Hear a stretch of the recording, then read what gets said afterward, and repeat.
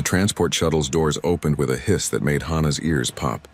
She stepped onto the platform of Epsilon Prime Station and immediately knew she was very far from home. The gravity felt wrong, like someone had turned down Earth's pull by just a fraction. The air tasted metallic and recycled, nothing like the crisp autumn air she'd left behind in Seoul. Around her, beings from across the galaxy moved through the arrivals bay. Some floated on invisible currents, others skittered on 6 or 8 legs. One creature seemed to be made entirely of purple mist, constantly shifting form as it drifted past. Hana tightened her grip on her backpack and tried not to stare. She was the first human to ever attend the Stellar Academy of Convergence. Wait. The weight of that fact pressed down on her shoulders heavier than any backpack ever could. A crystalline being approached her, its body refracting light into rainbow patterns across the floor. It spoke through a translation device that hung in the air beside it. Kim Hana, human, Earth, follow. Hana followed the being through corridors that seemed to stretch endlessly. The walls shifted colors as they walked, responding to some stimulus she couldn't perceive. Other students passed them and Hana felt their eyes on her. Some were actual eyes. Others were sensory organs she couldn't begin to identify. All of them stared. The crystalline being, who introduced itself as Headmaster Velthari, led her to an office that overlooked the Academy's main campus. Through the transparent walls, Hana could see structures that defied Earth architecture. Buildings that twisted in ways that shouldn't be possible. Floating platforms connected by bridges of pure light. Your species presents a challenge, Velthari said, its voice chiming like glass bells. Humans are classified as Category 7. You understand what this means? Hana didn't, but she nodded anyway. It means you are technologically emerging, physically unremarkable, psychologically unstable due to emotional volatility. The headmaster's crystalline form shifted, catching the light differently. We are uncertain where to place you in our curriculum. The word stung, but Hana kept her face neutral. She'd learned young not to show hurt. Where are you placing me? In the basic tier, with species considered developmentally delayed by galactic standards. Velthari seemed almost apologetic, though it was hard to read emotion in a being made of living crystal. You will share quarters with another human. He arrived yesterday. Her roommate was named Yuri Chai, a quiet boy from Busan who looked just as overwhelmed as Hana felt. Their quarters were small but functional, with sleeping pods that adjusted to their biology and a food synthesizer that could allegedly recreate Earth cuisine. The first meal it produced tasted like cardboard shaped like bibimbap. They think we're stupid, Yuri said that first night, staring at the ceiling of his pod. Did you see the other students in our tier? There's a species that communicates by changing colors. Another one that processes information at 1/10 the speed of most galactic species. And they put us with them. Then we prove them wrong, Hana replied simply. The next day was orientation. The Academy's combat instructor, a massive reptilian being named Thexmore, demonstrated the physical assessment all students had to complete. Your game froze? It was a zero-gravity obstacle course, designed for what the aliens considered average galactic physiology. I don't know if mine. Hana watched as a student with 4 arms and natural armor plating completed the course in under 2 minutes. Another student, something that looked like a floating jellyfish, used biological thrusters to navigate the obstacles effortlessly. Even the slower species from her tier managed to finish, using natural abilities that humans simply didn't have. When Thexmore asked for volunteers, Hana's hand went up before she could think twice. The instructor's scaled face showed something that might have been amusement. The human wishes to attempt the course? Very well. As Hana strapped into the safety harness, she heard whispers from the assembled students. The translation devices created a chorus of doubt in a dozen languages.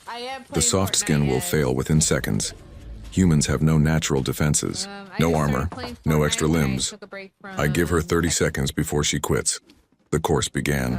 Gravity cut out and Hana found herself floating in a 3-dimensional maze of obstacles. Spinning blades, moving platforms, narrow passages that seemed designed for bodies very different from hers.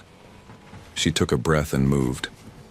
Where the other species used strength, Hana used momentum. Where they relied on natural armor, she relied on precise timing. When she encountered a passage too narrow for the average student, she made herself smaller, contorting her flexible human spine in ways that made the watching aliens gasp. Her hands scraped against rough surfaces. Her shoulder slammed into a moving platform. But she kept going. Humans were persistence hunters, she remembered from biology class. Her ancestors had chased prey across African savannas until the animals collapsed from exhaustion. She could do this. The obstacle that stopped most students was a section with rapidly shifting gravity fields. You had to cross while being pulled in random directions. Most species tried to fight the pulls using strength to muscle through. Hana did the opposite. She let the gravity fields pull her, using each shift to gain momentum, turning the obstacle into an assist rather than a hindrance. It was like surfing, if surfing involved being yanked through space in random directions. When she grabbed the final platform and hit the stop button, silence filled the observation area. Then the timer displayed her result, 4 minutes and 17 seconds. Not the fastest time, but she'd finished. She'd actually finished a course that defeated 40% of first-year students. Hana pulled herself to the exit, where a medic was already waiting with a scanner. The alien's expression was unreadable, but its 4 eyes were very wide. In the medical bay, as the medic treated her scraped hands and the massive bruise forming on her shoulder, Hana overheard 2 professors talking in the hallway. They must have assumed she couldn't hear them, or maybe they didn't care. Did you observe the adaptation rate? Humans lack reinforced skeletal structures, yet she completed sequences designed for armored species. Their pain receptors are more sensitive than most species in the database. But she exhibited no cessation response. What evolutionary pressure creates beings that choose to endure such discomfort? I am beginning to suspect we have underestimated Earth's inhabitants. Hana lay back on the medical bed and smiled at the ceiling. Her body hurt in about 17 different places. Her hands were bandaged. She'd probably have bruises for weeks, but she'd done it. She'd shown them that humans weren't fragile, weren't stupid, weren't weak. Yuri came to walk her back to their quarters. Everyone's talking about you, he said. Half the academy thinks you're crazy. The other half is scared of you. Good, Hana replied. Let them talk. Let them wonder. We're here now and we're not going anywhere. That night, alone in her sleeping pod, Hana thought about Earth, about her family who'd cried when she left, about the billions of humans who had no idea their species was being judged by an entire galaxy, based on what a few teenagers did at an alien school. No pressure, right? But pressure was something humans understood. Pressure made diamonds. Pressure forged steel. And pressure, Hana thought as sleep finally claimed her, was exactly what she needed to show the galaxy what humans could really do. Everything was about to change. 2 weeks after Hana's arrival, 2 more humans joined the academy. Jiho Park was quiet and observant, with clever hands that were always tinkering with something. No, but I learned it. Mira Song had studied xenobiology on Earth and spoke 3 human languages fluently. The 4 humans naturally gravitated together, forming a small island of familiarity in an ocean of alien faces. The Academy's social structure was complex and unspoken. Species clustered by similarity, by political alliance, by evolutionary compatibility. The humans had no cluster to join, so they made their own. Professor Quindal taught advanced physics in a classroom filled with water. The aquatic professor floated in the center, its multiple tentacles gesturing as it explained concepts that made Hana's head hurt. Most students attended via environmental suits or remote projection. The humans sat in a sealed observation bubble, wearing breathing masks that smelled like plastic and disinfectant. Today's exercise, Quindal announced, its voice bubbling through the translation system, involves an impossible scenario. You will design a propulsion system using only the resources available on a hostile planet. You have limited materials, extreme environmental conditions, and no support from orbital assets. The professor's tentacles waved in what might have been amusement. This problem has no solution. The purpose is to teach you to recognize when a situation is genuinely hopeless. You have 2 hours. Most student groups spent their time explaining why the task was impossible. They created elaborate presentations detailing every obstacle, every shortage, every reason why failure was inevitable. The human group did something different. Jiho pulled up the resource list and started sketching. Mira calculated thermal dynamics. Yuri worked on structural integrity. Hana coordinated their efforts, pushing them to think laterally. We can't build anything elegant, Jiho said, his stylus flying across his tablet. But we don't need elegant. We need functional. It'll be inefficient, Mira warned. Maybe 30% efficiency at best. 30% of possible is better than 0% of perfect, Hana replied. When presentation time came, The human group displayed their design. It was ugly, crude, held together with what were essentially space-age duct tape and prayer, but it would work. Professor Quindal's tentacles stopped moving, which the humans had learned meant surprise. You created a functional design, yes. Professor, Hana confirmed. A student from the Talaxian Collective, a species known for architectural perfection, made a sound like wind chimes having a seizure. That design is an insult to engineering principles. No elegance, no efficiency, no aesthetic consideration. Mira turned to face the Talaxian student calmly. Our species has a saying, perfect is the enemy of good. Your people spend centuries designing the optimal solution. Humans design something that works right now, then improve it later. Your species has no concept of proper methodology, another Talaxian protested. Our species has a concept of survival, Mira replied. We build what we need when we need it with what we have. It's not pretty, but we're still here. Professor Quindal invited the humans to stay after class. Its tentacles moved in patterns that suggested deep thought. I have taught for 73 of your years, it said. No student group has ever produced a functional solution to that exercise. Tell me, how did you approach a problem explicitly designed to be unsolvable? Jiho answered. We ignored the part where you said it was impossible. Humans are good at that. Word spread through the academy. The humans weren't just physically resilient. They thought differently, approached problems from angles no one expected.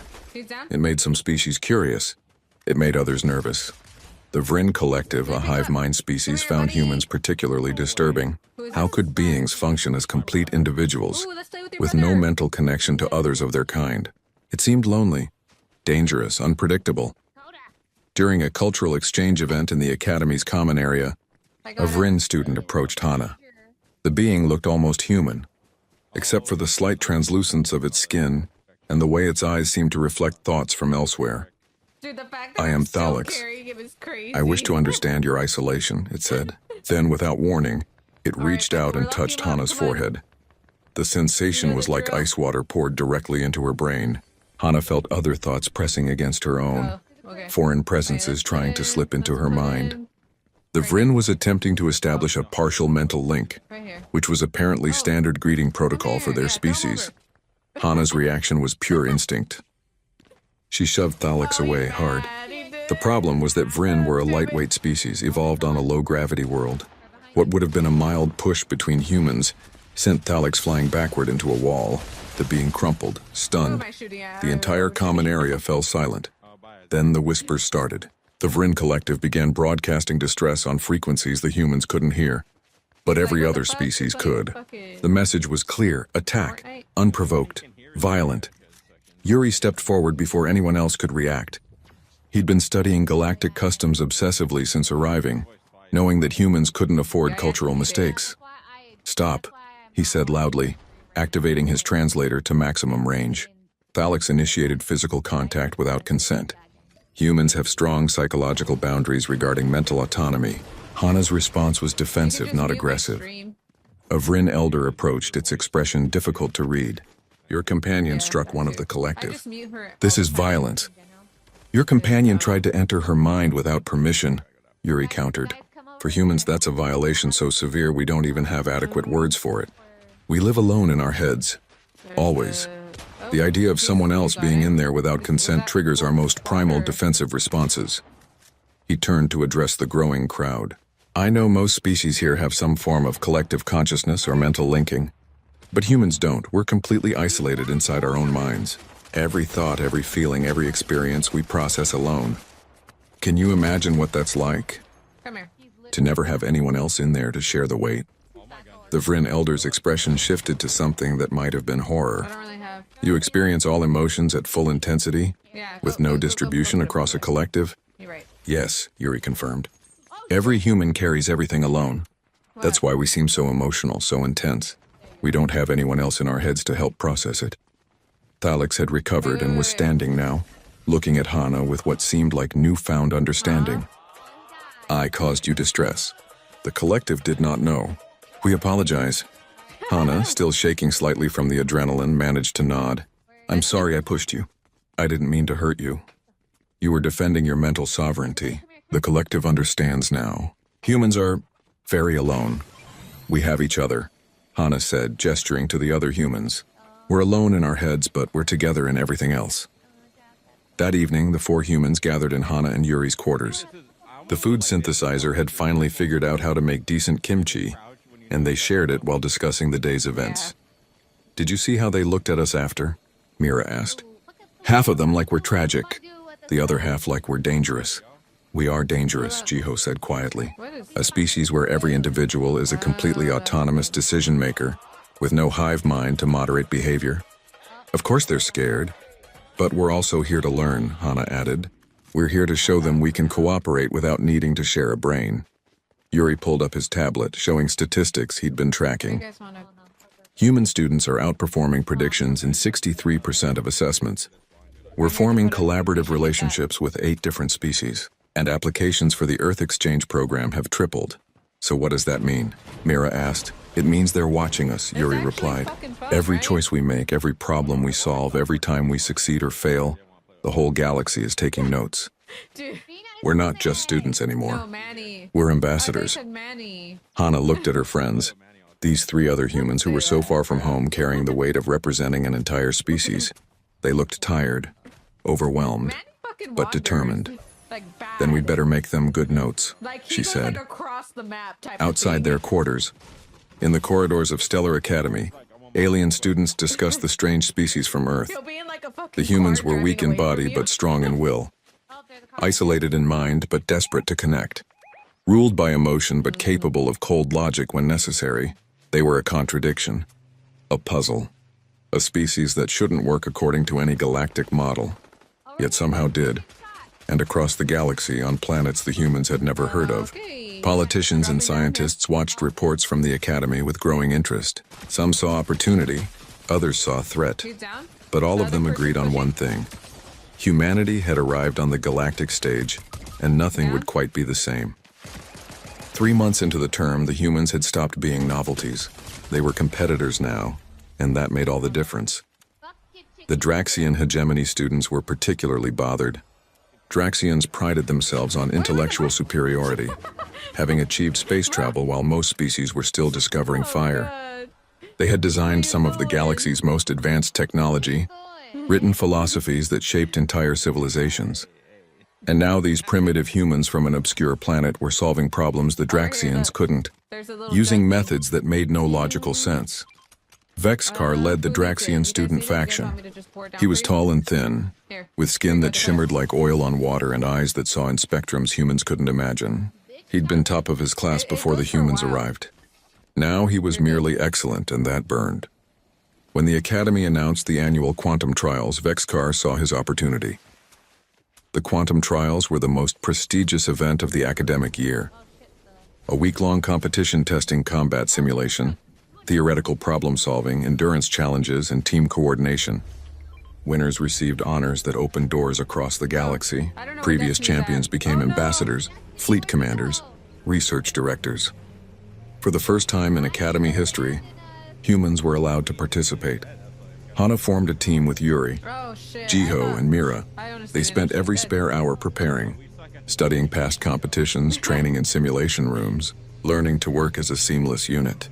They knew they were disadvantaged. Knew every other team had members with natural abilities humans lacked, but they also knew humans had something else. Spite. The raw, stubborn determination to succeed just to prove everyone wrong. The first trial was theoretical problem solving. The second was combat simulation. The third was endurance. The humans performed adequately, not winning but holding their own. They were in 7th place out of 20 teams when the 4th trial began. The 4th trial was zero-gravity combat simulation.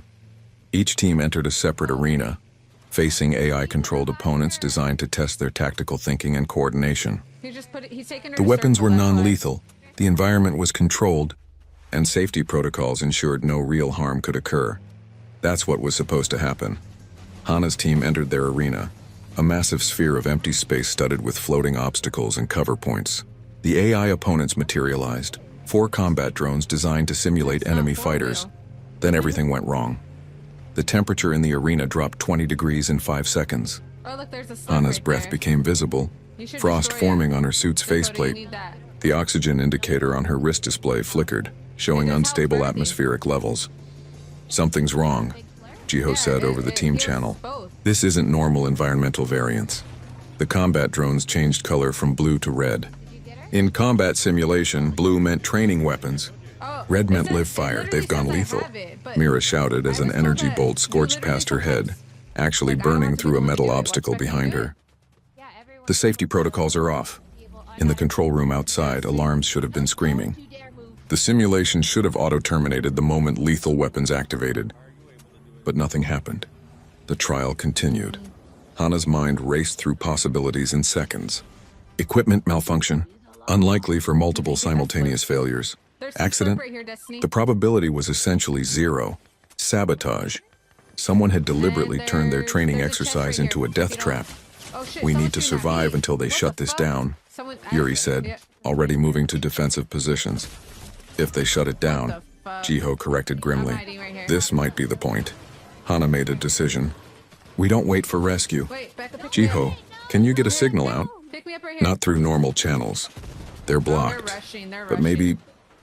Jiho's hands were already moving, pulling components from his suit's repair kit. "Give me 3 minutes." Mira, environmental analysis. "What's killing us first, temperature or oxygen?" Mira checked her sensors. "Temperature. We'll be hypothermic before we suffocate. Maybe 15 minutes. Yuri, you and I are on defense. Keep those drones away from Jiho and Mira." The drones attacked in coordinated patterns using tactics designed for species with natural armor or energy shields. But humans were small and flexible. Hana and Yuri moved through the obstacle field like water, never where the drones expected them to be. One drone got too close. Yuri grabbed a broken piece of metal debris and jammed it into the drone's sensor array. The machine spun wildly, firing at random before Hana kicked it into a wall hard enough to disable it. 2 minutes, Jiho called out, his fingers flying over a makeshift device built from suit components and broken simulation equipment. "I'm almost through." A drone flanked them, getting past Hana's defense. It fired directly at Mira, who was focused on her environmental analysis. The bolt would have killed her. Hana moved without thinking, putting herself between the bolt and Mira. The shot hit her shoulder and pain exploded through her arm. The suit's medical system screamed warnings, pumping emergency drugs into her system. "Hana," Yuri shouted. "I'm fine," she lied through gritted teeth. "Keep them off, Jiho." 30 seconds later, Jiho's device beeped. "Got it, signal is out." If anyone's listening, they know we're in trouble. The drones seemed to recognize the threat had been neutralized. They switched to all-out assault, no longer conserving ammunition or using tactical formations. Just overwhelming firepower. Hana, injured and running on adrenaline, did something the drone's programming never anticipated. She stopped defending and attacked. Humans were pursuit predators. Their ancestors had chased prey across continents, running animals to exhaustion over days-long hunts. That same relentless aggression was coded into Hana's DNA. She went after the drones like they were prey. When they retreated, she chased. When they fired, she dodged and kept coming. Her injured arm was useless, but she had another one. She had legs. She had teeth if it came to that. One drone tried to create distance. Hana grabbed floating debris and threw it, not accurately, but with enough force to disrupt the drone's flight pattern. When it stabilized, she was already there, ripping at its components with her good hand. The watching aliens, still unaware of the malfunction, would later describe the recording as terrifying. A small injured human pursuing military-grade combat drones with nothing but determination and improvised weapons. Finally, the arena's systems shut down. The doors blasted open and Academy security poured in, led by Headmaster Velthari himself. The human team emerged alive. Barely. Hana's shoulder was badly burned. Jiho had frostbite on 3 fingers. Mira was hypothermic. Yuri had taken a glancing hit to his leg, but they'd survived. The investigation took 6 hours. They traced the sabotage to Vexcar's team, who had bribed a technician to disable the safety protocols. But the trail went deeper. Professor Ixthan, a senior faculty member, had orchestrated the whole thing. Ixthan represented a political faction that opposed humanity's inclusion in galactic society. He believed humans were too dangerous, too unpredictable, too aggressive to be allowed among civilized species. The disciplinary hearing was held in the Academy's Grand Chamber, with representatives from multiple galactic governments in attendance via hologram. This wasn't just about cheating in a school competition anymore. This was about humanity's place in the galaxy. Professor Ixthan argued passionately. Look at what happened in that arena. A human injured and facing superior opponents responded with pure aggression. Not retreat, not surrender. Violence, this is their nature. They are a threat to galactic peace. Headmaster Velthari turned to Hana. How do you respond to this accusation? Hana stood, her injured arm in a regenerative sling. The chamber was silent. Professor Ixthan is right, she began. We are aggressive. Do you know why? Because every species in this room evolved in relative safety. You had hive minds to protect you, or armor, or size, or natural weapons. Humans had nothing. We were prey animals with no claws, no venom, no shells. We were food. She walked forward, addressing the assembled aliens directly. Our ancestors decided they wouldn't be prey anymore. They picked up rocks and bones and taught themselves to fight back. They ran prey animals to exhaustion over marathon distances. They learned to plan, to cooperate, to never ever give up. That aggression you're scared of? It's the same drive that made us reach for space when we barely understood fire. You call us dangerous. You're right. We're dangerous to threats. But we're here, aren't we? 4 humans in a school with 3,000 aliens, and we chose learning over fighting. We chose cooperation. Every single day we choose to be peaceful. But we won't apologize for the survival instincts that got us here. The chamber was absolutely silent. Velthari rendered judgment. Vexcar was expelled. Professor Ixthan was terminated and banned from Academy grounds. The technician who'd helped them faced criminal charges. But the debate about humanity continued.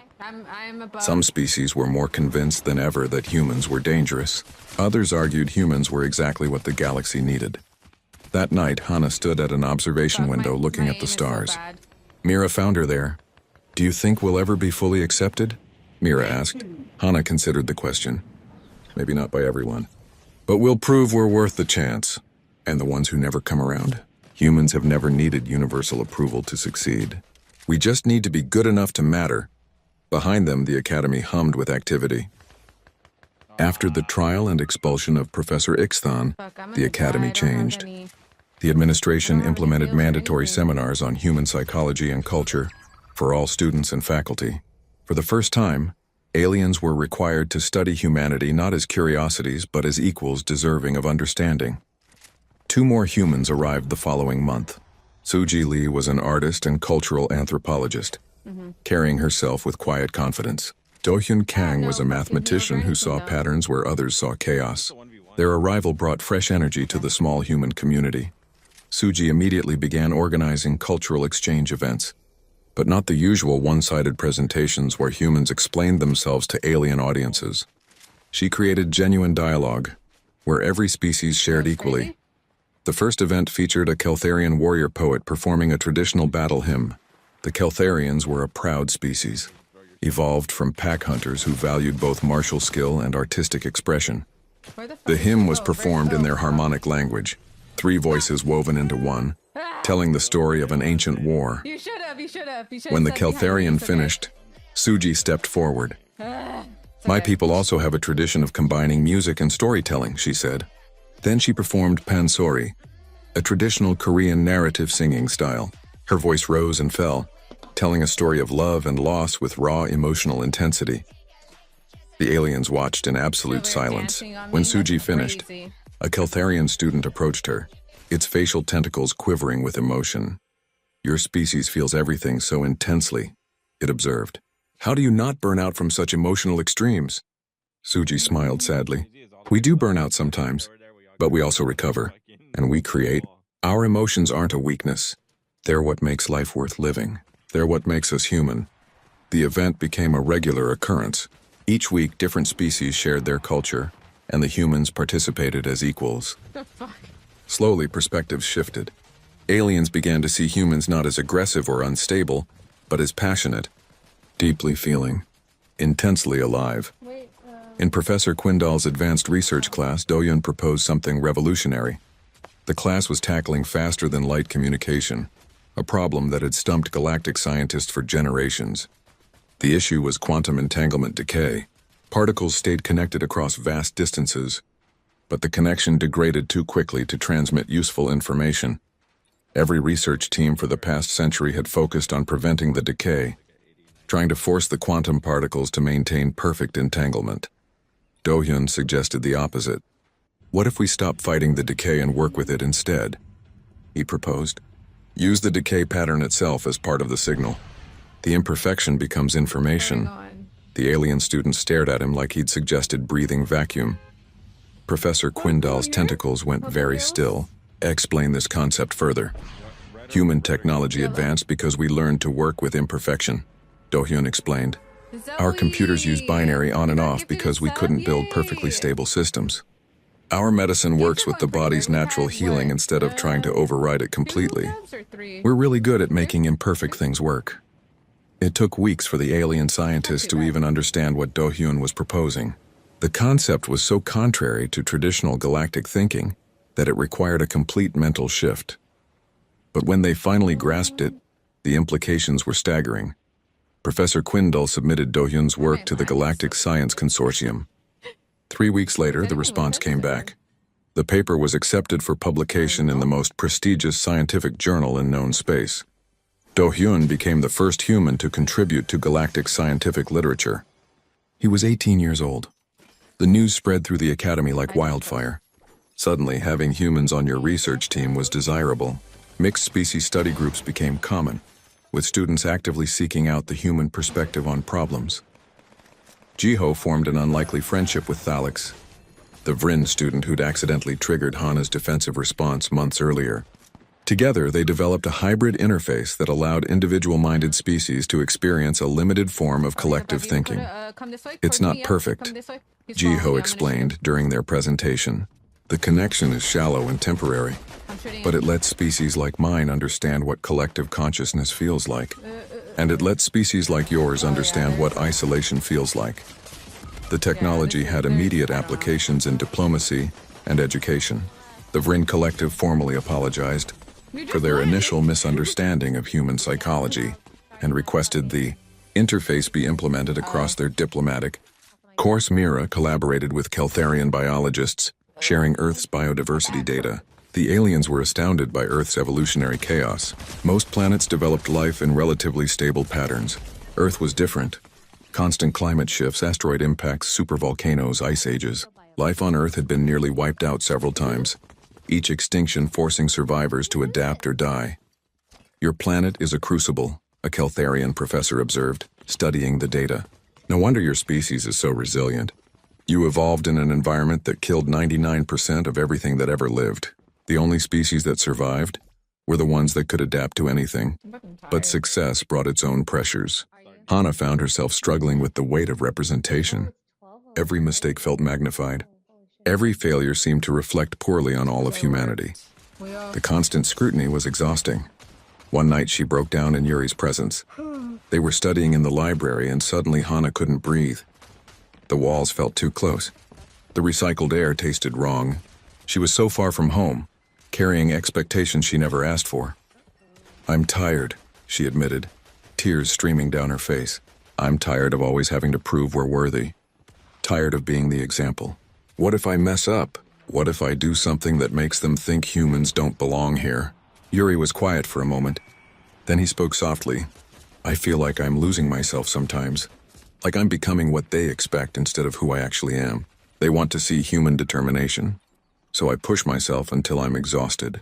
They want to see human creativity. So I force solutions that maybe aren't even good ideas. I don't know who I am anymore outside of being a human representative. Suji found them there, both crying in the library. She sat down without a word and pulled them both into a hug. Listen, she said gently, we don't have to be perfect. We just have to be honest. The best thing we can show the galaxy is that humans are messy and complicated and sometimes we break down. That's okay. That's real. That's worth knowing. The next day, Headmaster Velthari summoned all 6 humans to his office. They entered nervously, unsure what to expect. The crystalline headmaster's form shifted through colors as he regarded them. When your species was first approved for this program, I voted against it. I believed humans were too volatile, too aggressive, too different to ever truly integrate into galactic society. The humans tensed, waiting for the criticism. I was wrong, Velthari continued, not because you aren't those things. You are volatile. You are aggressive. You are profoundly different from every other species here. But I failed to understand that those qualities properly channeled are not weaknesses. They are gifts. He displayed data on a holographic screen. Academic performance across all species had improved 17% since humans arrived. Cross-species collaboration was up 42%. Innovation metrics showed the highest rates in Academy history. You have changed this institution, Velthari said.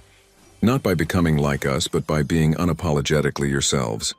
You have shown us that there are multiple valid approaches to problems. That emotion and logic can coexist. That strength comes in forms we never considered. Hana felt something loosen in her chest. So we're doing okay? You are exceeding every expectation I had, and challenging expectations I didn't know I held, Velthari replied. You are, in your own strange way, exactly what this academy needed. That evening, the 6 humans gathered for a meal. Suji had convinced the food synthesizers to produce something approaching authentic Korean food. It wasn't perfect, but it was close enough to feel like home. As they ate together, sharing stories and laughter, they reflected on how far they'd come. 6 humans alone in a galaxy of trillions had somehow made a difference. We still have one more term, Jiho observed. What do you think they'll throw at us next? Doesn't matter, Hana replied, feeling more confident than she had in weeks. Whatever it is, we'll handle it. That's what humans do. Outside their quarters, the Academy continued its eternal hum, thousands of species learning and growing together. And 6 humans, no longer trying to prove they belonged, but simply living as themselves. The galaxy was learning what humanity meant.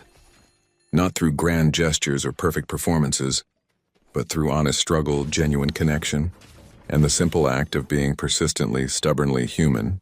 And slowly, the galaxy was beginning to understand that humans weren't just another species to catalog and study.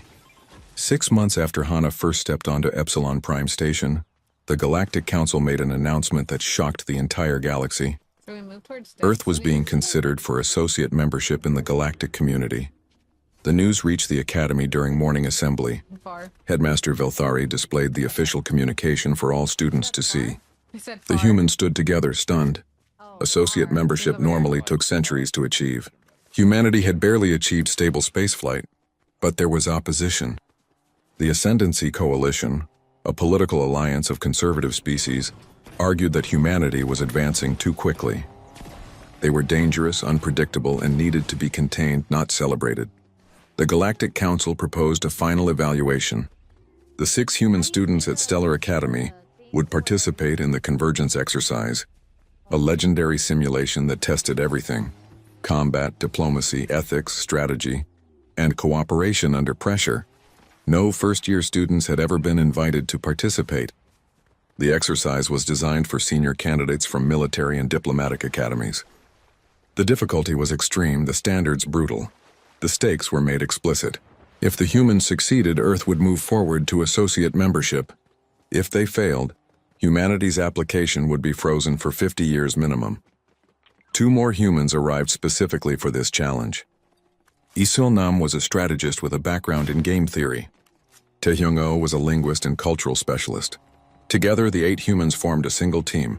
They had 2 weeks to prepare for a scenario they wouldn't know until it began. The Academy provided them with training, facilities, and historical data on previous convergence exercises. The humans studied obsessively. They ran combat drills until their muscles screamed. They practiced diplomatic negotiations with alien students who volunteered as role players. They studied ethics frameworks from dozens of different cultures, but they also did something uniquely human. They talked about their fears. We're representing our entire species, Isol said during one late-night session. Every other team here has thousands of years of spacefaring culture to draw from. What do we have? A few decades of satellites and nuclear weapons? We have each other, Hana replied. And we have something they don't. We know what it's like to start from nothing and build something anyway. The day of the convergence exercise arrived.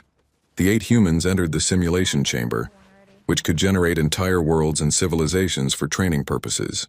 They were provided with basic equipment and a simple briefing.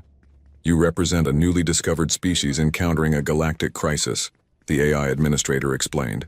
A plague is spreading across multiple worlds. Resources are limited. Political tensions are high.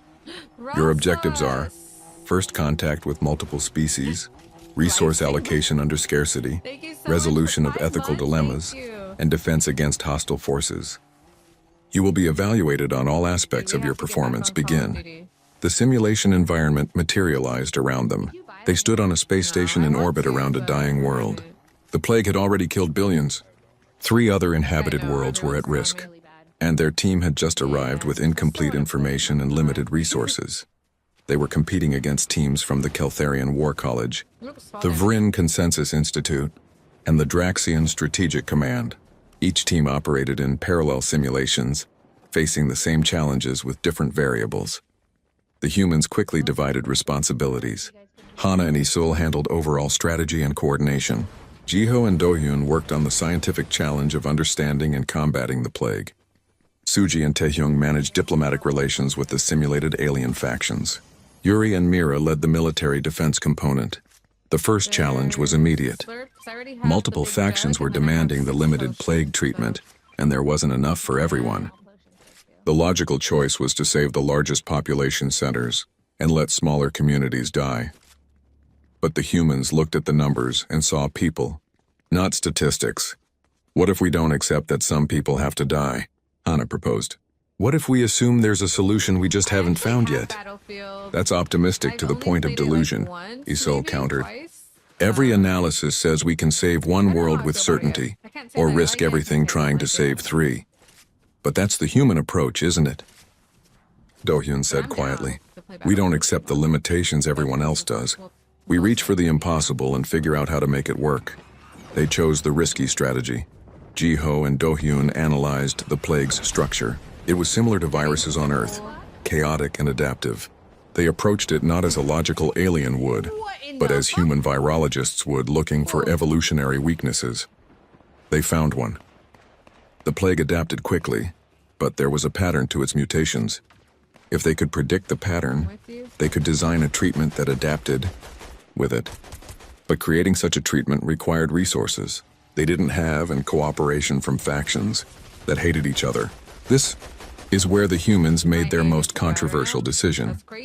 Instead of hoarding their research to maintain advantage, they shared everything.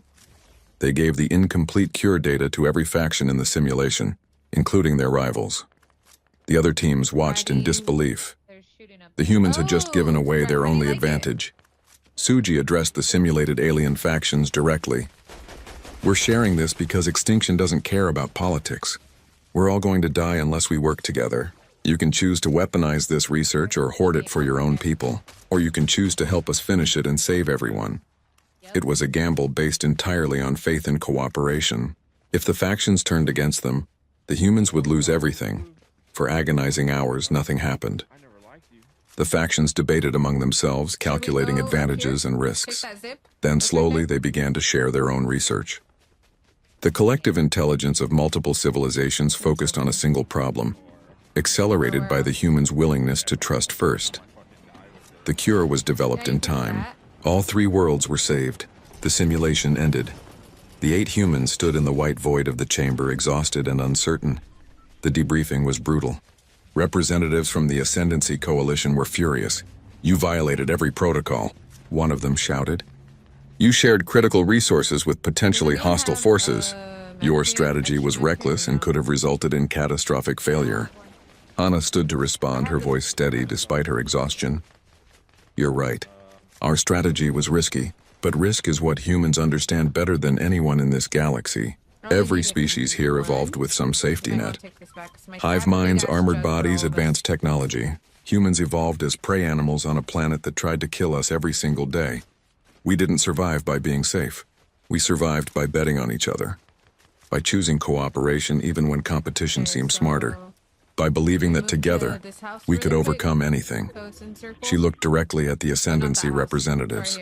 You want to know why we shared the research? Because human history taught us that our greatest achievements came when we chose to cooperate instead of compete. When we reached the moon, we didn't plant a flag, claiming it for one nation. We put a message that said we came in peace for all mankind. That's what we bring to the galaxy. Not superior technology or natural advantages, but the absolute stubborn conviction that the impossible is just the difficult we haven't solved yet, and the faith that cooperation beats competition every single time. The Galactic Council deliberated for 3 days. The humans waited in agonizing uncertainty, knowing that their performance would shape Earth's future for generations. Finally, the decision was announced.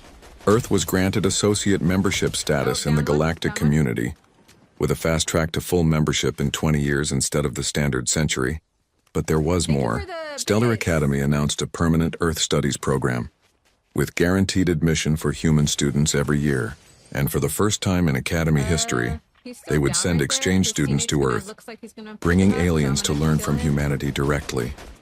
In the celebration that followed, Headmaster Velthari addressed the entire Academy. These 8 humans arrived as unknowns from an obscure world. They were underestimated, doubted, and even sabotaged. But they persevered, not by becoming like us, but by showing us what we had forgotten. That diversity is not a challenge to overcome, but a strength to embrace.